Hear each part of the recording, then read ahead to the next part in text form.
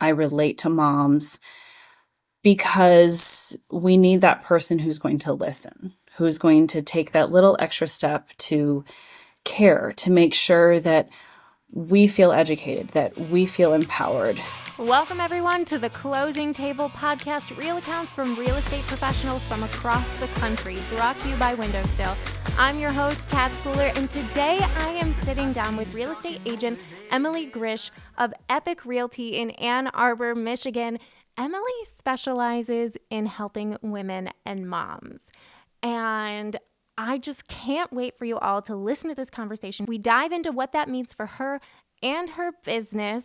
We also talk about how she's making open houses more fun, a memorable client moment that has spanned pretty much her entire real estate career.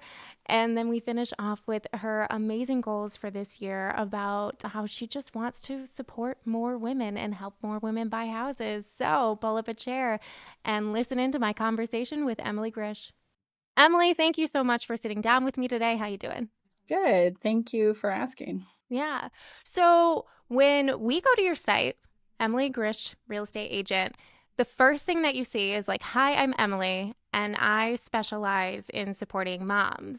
Can you tell us what that means for your business and how you decided to focus on those clients? It wasn't intentional, or at least how I started. But I am a mom. I am an infertility mom, meaning, Mm. you know, it was a struggle to have kids. We have two beautiful girls now, um, who are 8.5 and almost 5, and, the center of my world. But also, they take a lot of attention and a lot of time, and a lot of love and a lot of care. And they like to participate with me as well.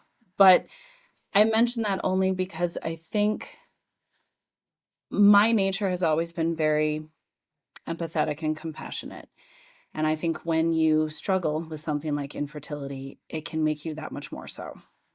And what I have realized in my journey is I just really relate to women. I relate to moms because we need that person who's going to listen, who's going to take that little extra step to care, to make sure that we feel educated, that we feel empowered, that we feel good about the decisions that we're making, because we're not just making them for ourselves, we're making them for our children, for our families. And it just, it came naturally, but also in a way spoke to me. And the feedback that I've gotten has really been, wow, I love that you just come out there and say that you specialize in helping women, divorced women. I wish I had someone who listened more. I felt like I was pushed through the system, of here, you should do this, you should do this. And we just want to be heard and feel good about the decisions that we're doing. So that's how it kind of came about. And it has become, my biggest thrill in helping women buy their first home all on their own, buy an investment property, and, start their portfolio. And then it turns out helping a lot of moms through divorce. So, Well, thank you so much, for sharing kind of your personal journey and yeah, it seems like it's only natural that it makes you so qualified to kind of help other women, whether it's through a tough time or through a really exciting time of buying a house. It can be a little bit of both, I think. absolutely.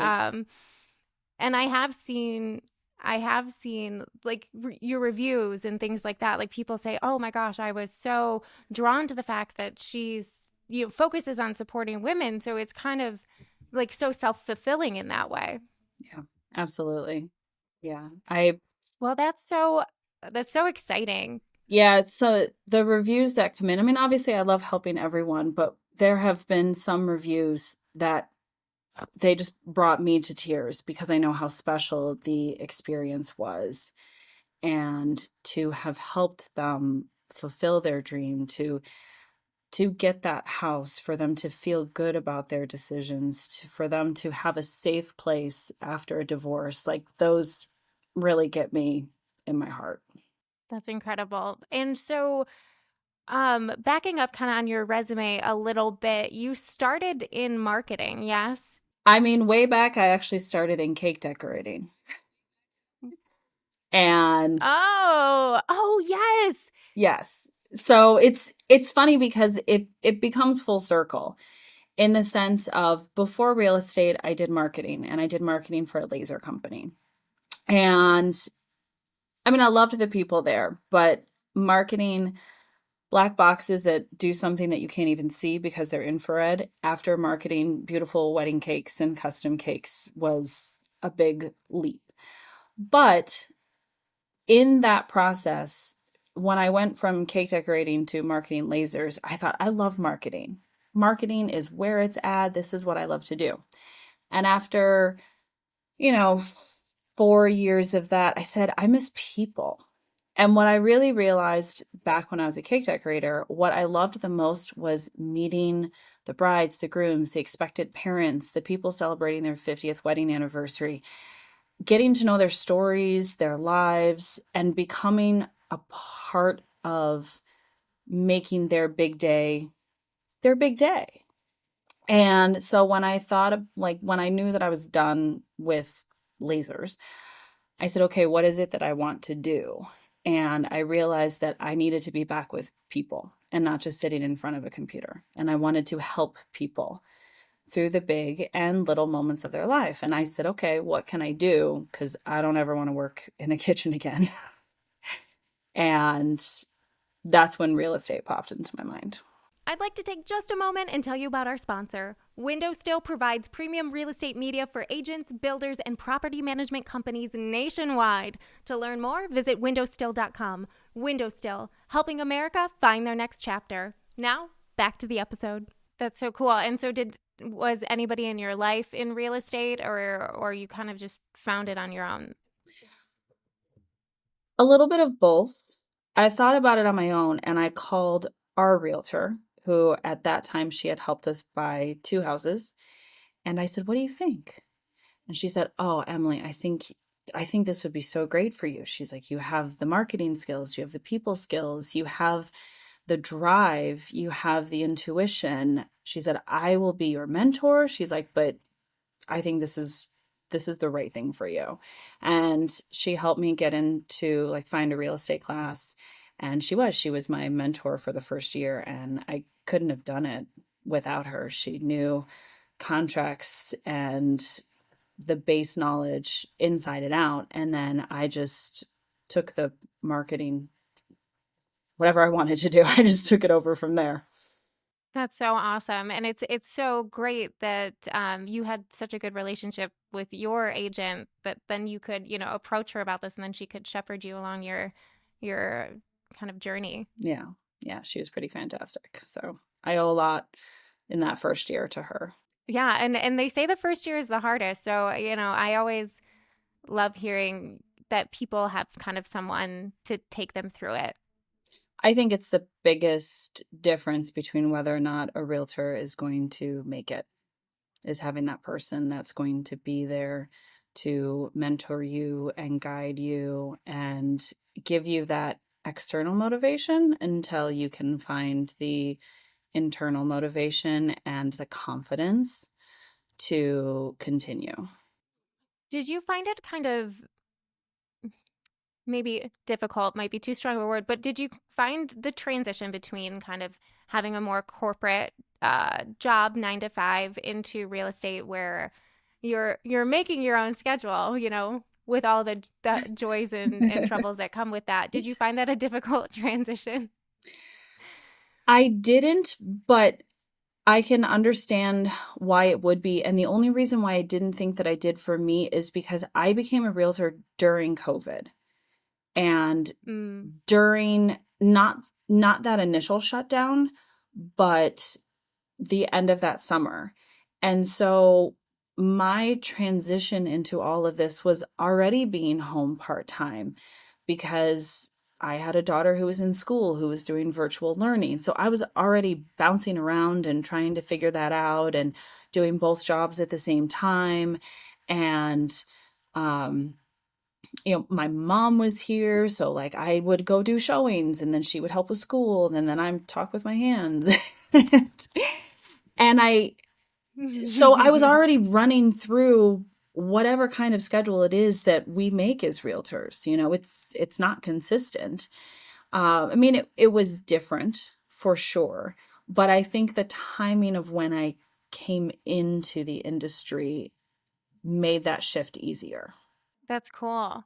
Um, I know, like, in my experience of the times of my life where my work has been more kind of freelance based, like, that I definitely need structure. And so it's kind of interesting to see how everybody kind of approaches this, kind of entrepreneurial freelance essentially journey or contract work, whatever term you want to throw on it. Yeah, I think it's difficult with little kids for sure. And I'm fortunate that while my husband doesn't have flexibility with his job in terms of days off, he's usually done pretty early and we have grandparents that help.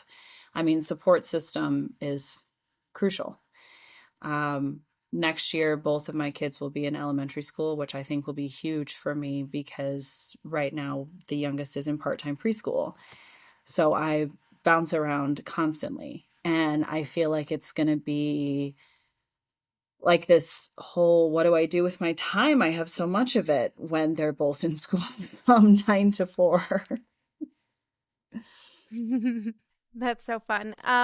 So you're kind of doing some interesting things recently in terms of your open houses. I saw you had a post that was all talking about you're trying to make open houses more fun. Can you take us through kind of some of the things you're trying out, some of the things you're doing? Well, for one thing, treats and goodies, because I mean, who doesn't love those? And instead of, just going to Kroger or whatever local grocery store you have and buy something prepackaged, it gives me an opportunity to support another local mom's business, botanical bake shop. She's also a friend of mine. So, of course, I want to support her. But supporting local female owned businesses is also one of the things that I love to do. So I like to get her baked goodies. And because I have celiac, I also always get something that's gluten free. And it's so fun when people walk in and they're like, oh my God, you have something gluten free. No one ever has it. And I'm like, well, I have celiac. And then they're like, oh my God, this is amazing. And it's just another way to connect with people.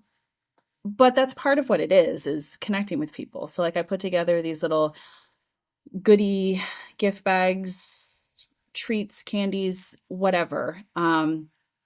I wish I could say that I came up with the idea. I did not. I follow a fantastic realtor on Instagram and you don't copy everything, but you find inspiration and then figure out how to make it your own. And that's a lot of what I do. But I've always done open houses a little bit differently, which is kind of funny because then I don't like doing them with other people, like other realtors, because Mm. one of the first questions that so many people ask is, well, are you working with someone? I'm like, "Oh, that's so standoffish." I rarely ever ask that unless it's at the end. I like to have a conversation with people, just talk to them about, what brought them to the open house. Are they moving here? Or like relocating? Again, what is that life situation that is having them look at houses? Because to me, real estate, sales, anything that what we do, it's all about building relationships. I'm not trying to sell anybody anything. And it's kind of like giving someone your card. It's like, here, take my card, and you're never going to hear from them again. But if you give them something that stands out and makes you a little bit more memorable, they remember your experience, that makes it worthwhile. And it also gives an opportunity for me to show buyers and sellers what I do for my clients when I have their house and what I do to help them. So I have little buyer bags that I show that I give to buyers when I meet with them for a consult. And it's got like a measuring tape and some sanitizer and some gum and a flashlight and granola bar, things that you're going to want and need when you're doing showings. And I do a pre-listing kit that's got like a paint syringe and a magic eraser, a little wipes, just moving labels, things that you're going to need when you are selling your house. And I just like to show people that you can do things a little bit differently. So, Oh, I love that. I love a little like treat box, and I've seen like some of your branding and stuff like that on your Instagram, like your custom CMA boxes. They're so cute and well put together. thank you. Yeah.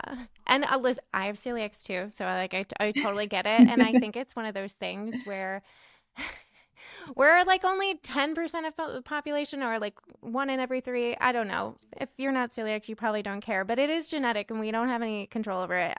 Yeah, So to be then it's true. included in food is a big deal for somebody who's usually excluded. No, it's true. And I didn't realize how excluded you can feel until I had it. And I was just diagnosed like a year and a half ago. Hmm. So, and besides, I want something to Yeah, eat when I'm going to be hosting the open house. I want a snack too. totally. Selfishly motivated, whatever, you Yeah, know? it all works. Totally. You also mentioned you love to support women's businesses, and I've also noticed on your social media you do your women's collaboration Wednesday. Yeah. What made you decide to start doing that? So over the past year, I have really gotten to know a lot of mom-owned, female-owned businesses, entrepreneurs around here. And I love working with them. I love helping them with marketing because that is my thing that I'm very passionate about. And when people feel nervous about it or not sure, we talk, we get together. Um, and I've just really met some really incredible business owners that are doing so many good things. And I started thinking about it in January and I was like, I'm more than a realtor. I'm a mom. I'm someone with celiac. I'm someone who loves to support other people. I love to read when I don't fall asleep. I love, you know, th- I am more than just what we put out there. And so is everybody. So I said, I want to start putting things out there that are not necessarily real estate related, but how we can be as a whole, how we can do more, how we can grow more, how we can be more. And so I started it with Christy Hodson, who's someone that I met recently, and she is the principal owner and designer of Artistic Kitchens, which is a family business that she inherited, started with her grandfather and her dad, and now she is the female owner. And we've started doing some collaborations, and I said, I would love to do something with you to showcase your business, but also give advice to people who I may not normally be able to help. I mean, and so we talked about paint colors. Like as much as I'm a realtor and I love houses, I'm not a design person and I don't pretend to be. But she has the eye, she has the spark. So it gave me an opportunity to collaborate with her, and for a month we did about paint colors and why you choose what you choose and what exudes what emotion, and all these different things. Then I stepped in with Alexis Adams, who she's a holistic integrative healing coach, because as someone who's gone through so many issues with my body, my hormones, my everything, I said, let's put out some information that may be helpful to each other. Because I told her that she changed my life, honestly. I used to wake up in the morning and have chai all the time. Like I had to start my morning with caffeine or I was going to have a headache all the rest of the day. Well, because of her and stuff that she had posted, I now start every morning with Himalayan salt lemon water. Like it seems really weird, but it's really good for your body. And I no longer have any caffeine in the morning and I feel better. My body feels better. And I thought, if your thing, like your post can have one little impact on me that actually has a huge impact, maybe together we can make a bigger impact for other people. And then next month, I'm starting with an interior designer talking about how to make a space your own for what you want to feel. After that, I'm working with the Ypsilanti Financial Literacy Group to give, especially women, tips and advice on becoming better with your money, but more so understanding what 401ks are, Roth IRAs are, how do we save, best practices, things like that. That, again, I want women to feel educated and empowered about as many topics as possible.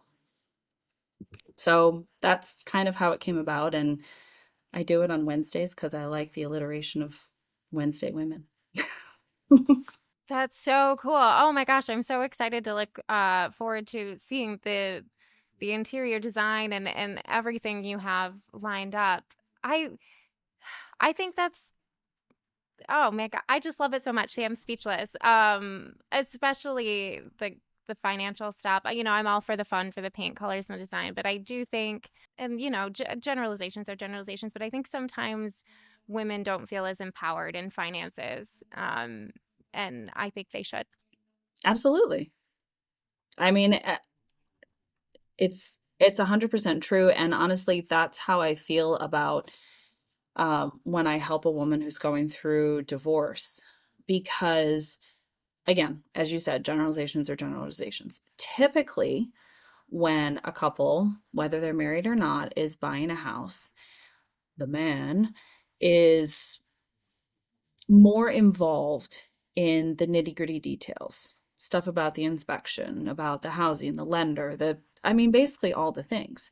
So when I'm helping someone who's going through a divorce buy and sell, but typically in the buy in this case, is they're almost like first-time home buyers because they didn't know the first time around. They didn't pay attention the first time around. Maybe they were focused on other stuff. Maybe their partner was more of the lead. And it's a different kind of feeling when, like, I'll help a first time home buyer, but when you're helping someone who has gone through it and now it's broken and they're starting over, and to be able to teach them so they are in charge, so they are empowered, that's part of that feeling to me. It just feels so good inside to be able to help these women. And that's how I feel about like the financial literacy, right? Like, not everybody knows what's the difference between a Roth IRA and your 401k, and which one should I have? Should I have both? What do I do? What does it mean? I mean, you're talking about people pulling from their 401ks to buy a house and then refinance and then pay it back. And these are all things that can be so confusing. So to take the time to educate, and I'm not going to educate finance, but having somebody who can do that, I think is so beneficial to helping our whole being. Yes, I second that. Oh gosh, you know, keep doing what you're doing because we need more people like you. Speaking of kind of on the finances thing, this is maybe like a little nitty gritty. Um, but I saw you post something along the lines of because interest rates are a hot topic, right? That in some cases, when a house has been on the market for a long, long time, you could try to or possibly get seller credit to reduce the interest rate on a house. Is can you speak a little more about that? Because I know nobody or everybody's trying to get a smaller Yeah. interest rate. Yeah, it's one of those things that came about. It's called a buy down or a temporary buy down when the interest rates really shot up, like that year that they went from, 3 to 6 to 7, and it's like they just kept creeping and creeping and creeping. It was lenders, mortgage brokers. They said, okay, we need to be able to help people to get a loan because right now that they can't. So and buyers had slowed down, houses were sitting. So a lot of them came up with these various programs, but the biggest one was the buy down rate. So instead of, say, a house is $350,000, instead of asking for or offering 330,000, 20,000 difference, that's going to make $10 to $20 difference on your monthly mortgage. It's not that big of a deal, right? I mean, it is, but it isn't. But if you say, I want to take that $20,000 and temporarily buy down my rate, what they came up with was some did a 3-2-1 or some did a 2-1, where you can buy down the rate for or 3 points that first. So a 7 would become a 4%. And then the second year, it would be 2% less. And then the third year would be 1% less. And then it would go back to normal. So in those first 3 years, you're paying a Mm. significant less amount in interest, which can decrease your monthly payment by hundreds of dollars as opposed to just 10 to 20. So that's kind of the biggest thing. Now, the market is very hot again, and you're not going to get those kinds of offers accepted on a house where you're competing against, 10 other people. But if a house has been sitting, as I was suggesting in that reel, that's your opportunity to do that. You have room to negotiate. And that's what's going to save you the most money overall, because these programs still allowed you to refinance if the interest rates dropped, and you could take that money and kind of roll it into it. It was just a way to be able to get buyers to still be able to buy, sellers still sell. But in the end, the sellers will end up netting more and the buyers end up saving more. So it works out. Well, that's cool. I mean, something to maybe give some people a little hope. I know you hear both sides, right? It is heating up again, but then you have a lot of people that are like they're like, I'm gonna sit and I'm gonna wait until these Mm-hmm. interest rates go down. And it's a scary thing because once they wait, well, guess what? There's a ton of people who are waiting. So if you wait until the interest rates come down, then you're going to have more competition. More competition drives up the prices. So did waiting Mm-hmm. really save you money? Probably not. But because not everybody can buy, if you have to, then wait, because that's what you have to do. But if you can buy at the higher interest rate, then it's generally recommended to do so, whether you get a buy down or not, because you have the ability to refinance when the rates drop. And they will drop. They're not going to drop to pandemic levels drop. I mean, it's highly unlikely.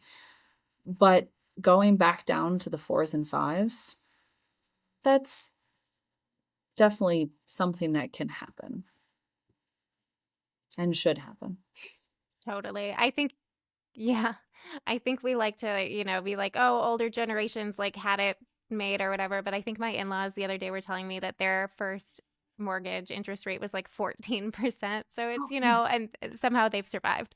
Yeah. Um, I mean, houses were probably, like so speak, 50,000. yeah, I mean, okay, yeah. So the overall price was, yes, a lot less, I do believe. But you hear like a 14% interest rate now and your eyes like bulge out of your head. Oh, yeah. Um, so, in terms of your clients, I know you've worked with a lot of incredible people with incredible stories. Is there a memorable, client story that you'd like to share with us? Here's one because it ends up being like 6 stories all in one. So when I first got my Oh, okay. license, um, there was another mom. I hadn't met her yet, but we were part of a mom group on Facebook. And I think I'd had my license for maybe a month. And she reached out and she said, hey, my mom's moving up from North Carolina. And would you be willing to show us some houses? Sure. Okay. So we saw maybe 25 houses, and I learned a lot with her. And I didn't fire the client, but we kind of suspended her because I said to her daughter, I don't think your mom actually wants to move here. You might want to have a conversation with her about that, because it was like these floors creak too much. And, um, you know, this is too far away. Like, all those tiny little things that don't really make a difference, but they were all stopping her, right? So she had a long talk with her mom, and her mom was like, "Yeah, no, I don't want to move yet." So okay, so I learned from that I also get to be choosy with my clients, in that I'm not going to be the realtor for everybody, and I'm okay with that. And learning that and accepting that was huge, I think, for my growth and my ability to be confident and be okay with what I do. But then her daughter says, "Well, we want a different house now because we need to upsize. We need to go." So then we started looking at houses. But then we started looking at land. And then we ended up getting land. So then I had to learn how to buy land. Then we found a builder, and then that experience didn't go well. So we found a different builder. So then I learned about how to work with custom builders. And this was all in less than a year. So then they built their house, and I think that the following summer, when their house was being built, the mom tried again to move up, didn't move. Then last year, their beautiful house in Saline was built. So then I sold their other house that they had. They closed on their new house. And then this past January, her mom finally bought a place up here. And I feel like we finally went full circle, that she came around. And then they said, "Well, we want to get some investment properties, but down in Ohio." And I'm not licensed in Ohio. So then I helped them get a place, a realtor down in Ohio. And then I was able to help find a realtor in North Carolina for her mom, because it was a huge move for her and she didn't know anybody. And so I did the vetting and finding somebody. And again, it's helping women and helping a woman who has been on her own for decades and was so overwhelmed. And it's like, I cannot physically do it myself, but I will find somebody to walk you through the whole process so you feel good about what you're doing. And that one is just special to me because we started with her mom, we ended up with them, came back to her mom. I mean, it felt like a very full circle moment. So that one was really big. And then I would say probably my other one was um, actually from the same mom group. So, what do you know, mom groups? We started talking well before she was ever looking for a house. It was during COVID times, and I was feeling like I was missing connection with people. And so I just started calling people to check in, whether I knew them well or not, but just hey, how you doing? What's going on? And just talking and having a heart to heart. And we just started connecting. And I remember at the end of that first phone call, she's like, "Thank you for this. This was really nice. I don't think anyone ever does this." And I think she's right. It's just live in such a digital world that we don't talk as much as we used to. So anyway, we then talked a bunch, and I had found out about her therapy and what was going on with her divorce. And then she calls me and she says, "I'm ready to buy a house." That's amazing. She had left, she was ready. And the day that she signed her closing papers, after leaving this terrible marriage and feeling safe, having her own place, her own space with her kids, that's the one that gets me all choked up because it started from just trying to grow a friendship to helping her find a place where she felt comfortable and safe and at home and empowered because she was doing something on her own. That one still gets me.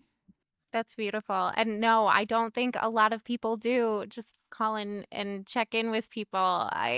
So I think it's so beautiful that you did, and it turned into this lovely relationship. And I think like people are also they're so skeptical of other people. I think if I were to get like some unsolicited, like text or a social media message of being just like, "Oh, I just wanted to see how you're doing." I'd be like, Yeah. what do you want?" What do you want? What's And the so it's catch? so nice that, yeah, that on the other hand, that she was so receptive to you at the same time. You work in the Ann Arbor, Ypsilanti area, correct? Yes. Yeah, awesome. What's your favorite part about selling in your area? Well, I grew up here. I'm an Ann Arbor townie, and it's funny. What do I love? There's so much of my life, my experiences, my childhood that, I can drive down a street and be like, oh, I used to babysit a family that lived here, and this is what we did here. And, there's just such a connection. And in the same breath, this is the honest part here. So I grew up in Ann Arbor. There was that reputation of Ipsy that was like, oh, don't go to Ipsy. Ipsy's gross. Ipsy's bad. Ipsy's full of crime, like all those things. And I fed into it because I couldn't drive. I didn't know, whatever. And I remember when my husband and I first started looking at houses and we were looking in Ipsy, and I was like, this is a great place. What are you guys talking about? This, there's so much to do here. And we wound up in Ipsy Township, and I love being here. I love this area. I love everything that it provides. I love the communities. There's so many kids. We love the schools. We love all there's apple orchards and pumpkin farms and water parks and playgrounds. And there's so many wonderful things to do. And Ipsy, even downtown and in Depot Town. And I still feel like Ipsy gets the short end of the stick because obviously Ann Arbor is Ann Arbor. But there's so much to do in our little communities around. Dexter has such a cute small town vibe. So does Saline, which is pretty expansive actually in like Saline Township. Ipsy's fun and it's adorable and it's eclectic. And just there's so much to do, and I like exposing people to the different areas, the different activities that I love Ann Arbor, but we're so much more than Ann Arbor. And I like being able to help people with that. Yeah, I mean, Ann Arbor definitely has some beautiful houses, but so does Ypsilanti, and then you're a little more distanced from the kind of the hustle and bustle of Ann Arbor and the kind of university town. Yeah. I mean, and Um, the whole I area is like I just said, great. like I grew up here. My parents still live here. My parents still live in the same condo that they lived here when they moved in 1978, which is super rare. My dad used to be the director of libraries for University of Michigan. My mom used to have an office downtown. Like there's so much of my history that is in Ann Arbor. And more of my present, I guess I would say, is more in Ypsilanti. But between work and especially summertime and the pools and the kids, and our lives are so exposed in the culture of these areas. And there's so much to do and there's so much fun to have. And I think that it's important to not have blinders on to Ann Arbor, as wonderful as it is, and be open to not just the activities, but living in the outside areas and realizing how wonderful they are as well. Oh, yeah, certainly. I mean, you brought up Dexter. Dexter has Encore Musical Theater Company, which is a great professional theater. Gosh, we went to, is it Salt Springs in Saline fairly Yes, recently? My husband and I did, and it's they have a ton of for those gluten-free of you who stuff. don't know, and for those of you who are within driving distance, yes, you should totally go. It's a brewery that used to be a church. It's fantastic. We're talking about going back because I know they were building like an outdoor eating area. We Ooh. were there in the winter, but yeah, I should go check it out. It's a great area. Yeah, I think Ann Arbor gets a lot of the spotlight, especially like nationally. Um, but there are beautiful, beautiful surrounding areas. Absolutely. You said beautiful surrounding areas, and I'm looking outside, and it's just lovely out there. Oh, it is. It's a beautiful day. Emily, if you had to start over in real estate today, is there anything you would have done differently? Yes and no. So I got lucky because I had that mentor. If I didn't have her, I think I would have started at a bigger brokerage that offered more training. And it's not to knock the brokerage where I was because I loved it and I love the people. But after leaving it, I realized that training and who you surround yourself with in terms of how they work, what their goals are, do they align with yours, is it's one of the most important ways of figuring out, I think, how much you're going to do. Because that doesn't mean you're going to stay with them. But what I learned with the brokerage where I first started is they did things a little bit more old school in terms of marketing and stuff. And um and that was fine when I first started because I was absorbing everything and taking it all in.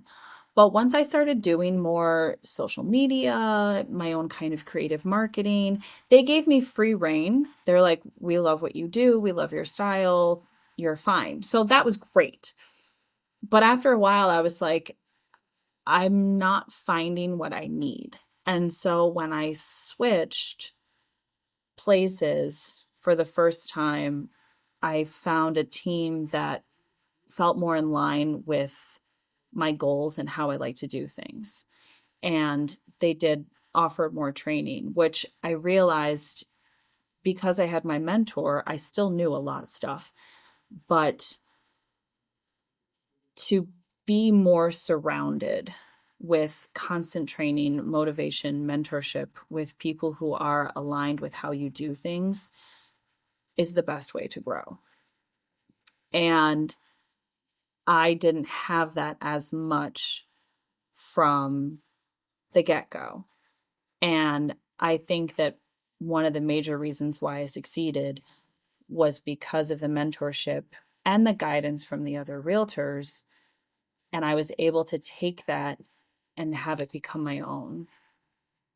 But not everybody necessarily has that. Yeah, that makes sense. So, how would you, I guess, maybe you have some advice, maybe it's just people have to find out for themselves, but what would you advise if someone is trying to find the right kind of, office or brokerage for them? I would find out, I would ask them a lot about their training, their what they offer, how they offer in training and guidance and mentorship, I think is huge. Um, I think understanding what their expectations are of you is also huge because there are some places that want you to come into the office and do cold calls for hours on end. That's not me and it was never going to be me. And if I had found my a place where that was the expectation going into it, I never would have worked there. and I didn't. But if you don't know that going into a place, that's kind of an important thing. Maybe you like doing cold calls. I don't know. Everyone does their own thing. But understanding the expectations that they have set out for you, because even though you're an independent contractor, every brokerage does things a little bit differently. Brick and mortar brokerages are different than cloud brokerages, and their expectations are different. So you need to understand those things going forward, because it goes beyond commissions and commission splits, caps, things like that. Like, you need to know how people work, and definitely talk to other realtors who are in that brokerage and see what they do day in and day out. I think my other piece of advice would be, you do not have to be the realtor for everybody. I think grasping that, which took me a year or so, that was one of the biggest things for me, because I think, especially as new realtors, we are hustle and grind, take any job, take anything you can, because a check is a check, but it isn't really a check. It doesn't have to be the be all end all. Emily, do you have any goals for this year that you'd like to share? Yeah, I have a whole vision board. Um, it actually says Oh, the future yeah. is Love female. it. um, my goal has been to focus on women. It's what I do. Last year, I hosted a women's event, and I don't think that I'm going to be able to do it this year. I recognize that I didn't have the bandwidth, but I have participated in a few other events that have been supportive of moms and women, and women in business, and so I shifted things for this year.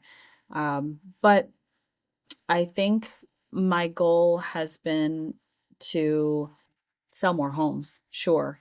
But I've never wanted to be the realtor that's selling 35, 45 homes, because I want to go to my daughter's swim meets and cheer her on, and go to my daughter's dance recital, and be there for the first day of school pictures.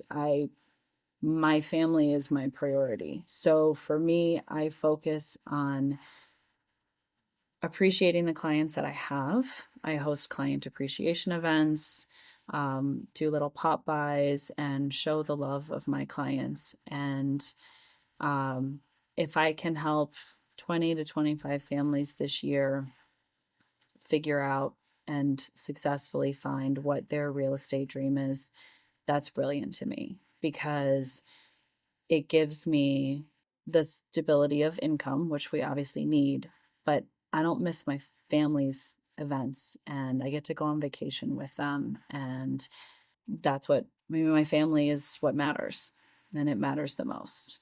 I also like to go to trivia, and I have to remind myself to have fun and be a human, and not just a mom, and not just a realtor, and spend time with my friends and enjoy outside. And I feel like if I just keep doing what I'm doing, the business will come, because I get the business by showing love and respect and appreciation, and by caring. And I think that it's getting out there more, because I said in the beginning, like, I'm never going to be that buttoned up realtor who needs to be the professional one. I am me. I have embraced being me. And that was the biggest turning point in real estate for me. It was like, the first thing was embracing who I am and being comfortable with that. And the second was realizing that I love specializing in helping women. Like, those were the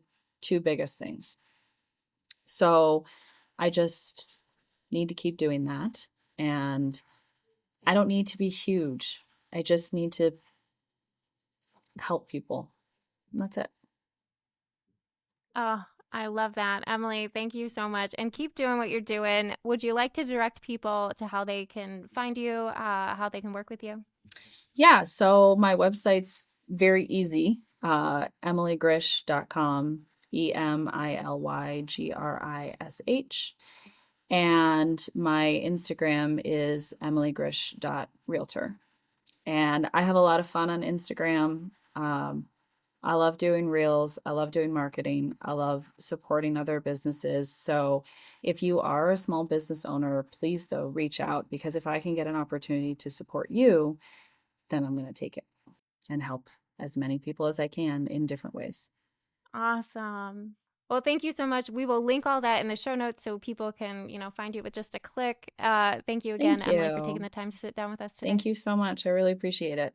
Thank you all for watching. This has been the Closing Table Podcast brought to you by Window Still. I'm Kat Schooler. Please make sure you are following and subscribe to this podcast. And if you are enjoying this show, please leave us a 5-star review. It helps us find more amazing listeners like you. Thank you again, and we will see you next time.